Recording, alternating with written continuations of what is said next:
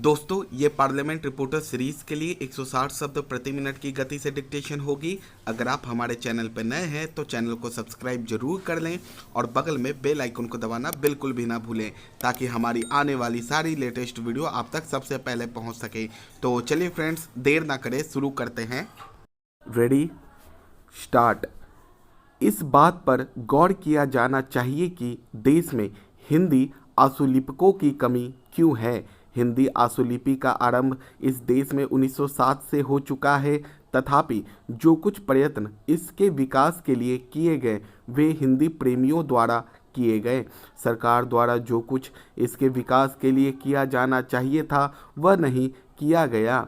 यह निश्चित हो गया था कि संविधान के लागू होने के बाद इस देश की राजभाषा हिंदी होगी, किंतु जो कुछ निश्चय किया गया था उसको पूरा करने के लिए आवश्यक प्रयत्न नहीं किए गए। उस समय किसी भी तरफ से यह बात नहीं कही गई कि हिंदी में काम न हो, किंतु धीरे धीरे समय बीतने के साथ साथ कुछ प्रदेशों की ओर से अवश्य कहा गया कि अभी उनके प्रदेशों में हिंदी का पर्याप्त ज्ञान लोगों को नहीं हुआ है, अतः यह काम धीरे धीरे किया जाए। उनकी ओर से यही कहा गया था कि अहिंदी प्रांतों में हिंदी लादी न जाए, किंतु हिंदी के कुछ विरोधियों ने इस बात को राजनीतिक रूप देकर उसके विरुद्ध वातावरण बनाने का प्रयास किया। हमारे संविधान में यह स्पष्ट रूप से कहा गया था कि इस देश की राजभाषा हिंदी होगी। उसके लिए यह तय किया गया था कि 15 वर्ष के भीतर हिंदी का विकास किया जाए। यह अवधि 1965 की जनवरी 26 को पूरी हो गई थी, किंतु हिंदी के विकास के लिए जो कुछ किया गया था वह काफ़ी नहीं था। संविधान के निर्माताओं द्वारा यह आशा की गई थी कि इस बीच में देश में हिंदी का प्रचार और प्रसार इतना अधिक हो जाएगा कि इसको राजभाषा बनाने में कोई कठिनाई नहीं होगी। विज्ञान, तकनीकी एवं विधिक क्षेत्र में हिंदी का प्रयोग नहीं के बराबर होता था, अतः यह स्वाभाविक था कि उस दिशा में प्रगति भी अधिक नहीं हो सकी। अतः हिंदी भाषी लोगों की कठिनाइयों को देखते हुए प्रधानमंत्री श्री जवाहरलाल नेहरू ने उनको यह आश्वासन दिया था कि अहिंदी भाषी लोगों के ऊपर हिंदी लादी नहीं जाएगी जब तक वे इसके लिए तैयार न हो जाएं। अतः उनको जो आश्वासन दिए गए थे उनमें यह कहा गया था कि हिंदी का प्रयोग राजभाषा के रूप में अहिंदी प्रांतों के साथ तभी होगा जब वे इसके लिए तैयार हो जाएंगे।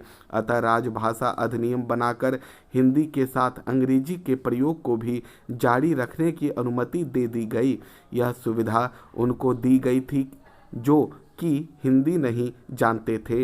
हिंदी प्रांतों में भी इस सुविधा का अनेक लोगों ने फ़ायदा उठाना उचित समझा और हिंदी की प्रगति में ढील आ गई, किंतु केंद्र ने बराबर इस चीज़ पर नज़र रखी और हिंदी के प्रयोग एवं प्रसार के लिए और भी दृढ़ता के साथ उपाय किए। जब तक यह नहीं किया गया था तब तक इस काम में थोड़ी बहुत ढील रही, किंतु अब हिंदी प्रांतों में हिंदी में काम होने लगा है। उपसभापति जी, मैं सिवाय इसके कि इस बिल का विरोध करूं, इसके पक्ष और विपक्ष में कुछ तर्क प्रस्तुत करना चाहता हूं। मेरा निवेदन है कि इस सदन में ऐसे अनेक लोग हैं और उनका ख्याल है कि इसके सिवाय कि लोगों का बलात् धर्म परिवर्तन किया गया है और यह प्रयत्न किया गया है कि लोगों में आपस में भाईचारा न हो। अलावा इसके और कोई दुष्परिणाम उस कानून के नहीं हो सकते जो अभी लागू किया गया है। मेरा ख्याल यह है कि यह बिल इस बुराई को दूर करने में कामयाब होगा, क्योंकि जब से यह बिल सदन में विचार के लिए लाया गया तब से अब तक अनेक लोग अन्य बातों के अलावा यह भी मानने लगे हैं कि कुछ सर्वमान्य सिद्धांत हर समाज के लिए होने चाहिए, जिनमें स्त्री, पुरुष और बच्चों को संरक्षण मिले। इस देश को सोने की चिड़िया कहा जाता रहा है और अन्य बातों के साथ ही साथ यहाँ की परंपराओं को भी लोग समझते हैं और इनके समर्थन में अपने यहाँ भी दलीलें देते हैं। उनके ख्याल में कानून का अर्थ यह नहीं होना चाहिए कि किसी एक वर्ग को ही संरक्षण प्राप्त हो। ऐसा कोई काम नहीं करना चाहिए जिससे कर्मचारी वृंद अथवा कर्मचारी वर्ग के लोग यह समझें कि यह कानून किसी वर्ग विशेष को लाभ पहुंचाने के लिए लाया गया है। हमें ज्ञात हुआ है कि इसके समर्थन में देश भर में रैलियां आयोजित की गई हैं। किसी वर्ग की ओर से यह नहीं कहा गया है कि यह कानून उनके हितों के विरुद्ध है। यह नहीं कहा जा सकता है कि यह विरोध किसी समाज की ओर से हुआ है अथवा केवल विरोधी दलों ने इसे जन्म दिया है। मैं भी यह नहीं कह सकता कि जो कुछ नियम निश्चित किए गए हैं उनके बारे में वह समझेंगे कि ये ठीक नहीं है। जब यह बिल पेश किया गया था तो इसी सदन में हर्ष ध्वनि एवं करतल ध्वनि के साथ सभी सदस्यों ने इसका स्वागत किया था। मेरे निकटतम सहयोगी भूतपूर्व मंत्री ने भी इसकी सराहना की थी। मेरा ख्याल यही है कि यह कानून देश के हित में है और सिवाय इस बात के कि इसे राजनीतिक विरोध का सामना करना पड़ रहा है और कोई ठोस कारण इसके विरोध में नहीं आया, उल्टे इसके समर्थन में अनेक लोगों ने यहाँ तक कहा कि यह कानून न्याय की परिधि से बाहर रखना चाहिए क्योंकि उनके ख्याल में इसे न्यायालय में ले जाकर लागू करने में विलंब डाला जा सकता है। अतः मेरा अनुरोध है और निवेदन है कि सभी लोग इसके समर्थन में अपना मत दें और करतल ध्वनि से इसका समर्थन करें। जब से यह बिल आया तब से अभी तक कई सदस्य इसका समर्थन कर चुके हैं। यदि पिछले सालों में ही यह बिल आ जाता तो तब से आज तक लोगों का कष्ट काफ़ी हद तक दूर हो गया होता। भारतीय गणराज्य की वर्षगांठ हम हर वर्ष 26 जनवरी को मनाते हैं। इस शुभ अवसर पर हम अपने देशवासियों का अभिनंदन करते हैं, चाहे वह देश में रह रहे हों अथवा विदेशों में।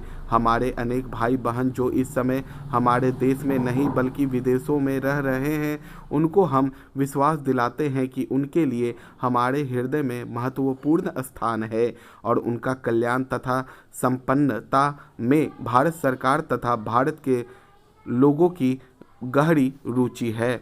हमें स्वाधीनता प्राप्त किए हुए अनेक वर्ष हो गए हैं, लेकिन अभी भी हमारे अनेक भाई ऐसे होंगे जिन्होंने स्वाधीनता के बाद के भारत को नहीं देखा होगा, किंतु आज के युग के संचार साधनों को देखते हुए उन्हें इस बात की जानकारी अवश्य होगी कि हमने इतने वर्षों में कितनी प्रगति की है और अंतर्राष्ट्रीय क्षेत्र में भारत का कितना महत्वपूर्ण स्थान है। हमने अपने देश में विकास के लिए पंचवर्षीय योजनाओं का सहारा लिया। हमारी 5 पंचवर्षीय योजनाएं संपन्न हो चुकी है और अगली पंचवर्षीय योजना चल रही है। इन पंचवर्षीय योजनाओं के अंतर्गत हमने राष्ट्र निर्माण के जो लक्ष्य निर्धारित किए थे वे सभी प्राप्त कर लिए गए हैं। हमने अपने देश का औद्योगिकरण बड़ी तेजी के साथ किया है। इसका श्रेय भारत के प्रधानमंत्री श्री जवाहरलाल नेहरू को है। हमने छोटे और घरेलू उद्योगों की भारत के कोने कोने में बड़े पैमाने पर स्थापना की है। हमारी 80% जनसंख्या गांवों में रहती है और खेती बाड़ी के धंधे में लगी है। कृषि इस देश की अर्थव्यवस्था की रीढ़ है। लघु उद्योगों और ग्रामोद्योगों के द्वारा विशेष रूप से ग्रामीण क्षेत्रों में असंख्य लोगों को रोजगार मिलता है।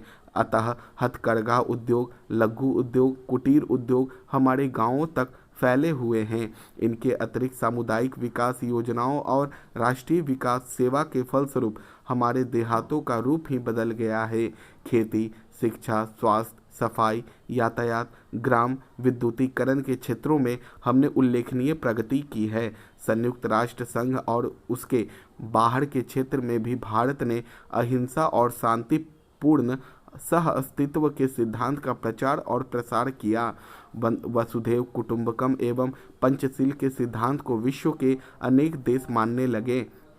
हमारे जो भी भाई बहन दुनिया के अनेक देशों में हैं, उनसे हम आशा करते हैं कि वे अपने व्यक्तिगत आचरण, अपने आचरण व्यवहार द्वारा भारत की सांस्कृतिक मर्यादा और गौरव का संरक्षण करेंगे, क्योंकि व्यक्तिगत संपर्क एक दूसरे को जानने और समझने का उत्तम माध्यम होता है। हम एक बार फिर अपने देशवासियों को अपनी सद्भावनाएं एवं शुभकामनाएं भेजते हैं तथा उम्मीद करते हैं कि हमारे प्रवासी देशवासी अपने देश की सुख समृद्धि के लिए दृढ़ संकल्प होकर रचनात्मक कार्य करेंगे। स्टॉप। दोस्तों, ये पार्लियामेंट रिपोर्टर सीरीज़ के लिए डिक्टेशन थी, आप इसकी प्रैक्टिस करें। अगर आपको ये वीडियो अच्छा लगे तो लाइक ज़रूर करें और बगल में बेल आइकन को दबाना बिल्कुल भी ना भूलें, ताकि हमारी आने वाली सारी लेटेस्ट वीडियो आप तक सबसे पहले पहुंच सके। तो चलिए फ्रेंड्स, प्रैक्टिस करते रहिए, मिलते हैं नेक्स्ट वीडियो में, तब तक के लिए बाय बाय।